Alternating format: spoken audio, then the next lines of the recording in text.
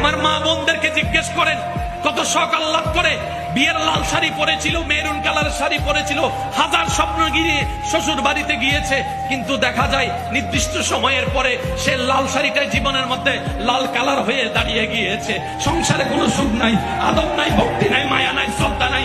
সারাদিন রান্না করে যাদেরকে খাওয়ায়, দিন শেষে আমার বোনটাই কিছু খেতে পারে না। আলু দিয়ে ভাত খেতে হয়, ঝুল দিয়ে ভাত খেতে হয়, তারপরও সরিয়ে যাচ্ছে, তারপরও সহ্য করছে। কিছুক্ষণ ওনার কটু কথা, কিছুক্ষণ ওনার কটু কথা, কিছুক্ষণ ওনার যৌতুক নিয়ে কথা, হাজার কথা শুনে যখন মনে তো কষ্ট, মানুষ তো রাতভর কান্না করে, বাথরুমে গিয়ে কান্না করে, বালিশ চিপে কান্না করে। হঠাৎ করে যখন ডোরবেল বেজে ওঠে, বুঝতে পারে আমার বোন মেহমান এসেছে, দ্রুত মুখটা ধুয়ে মেহমানকে আমন্ত্রণ জানানোর জন্য, খালা শাশুড়িকে, মামা শাশুড়িকে আমন্ত্রণ জানানোর জন্য সামনে চলে গিয়ে ওই হাসির অভিনয় করে।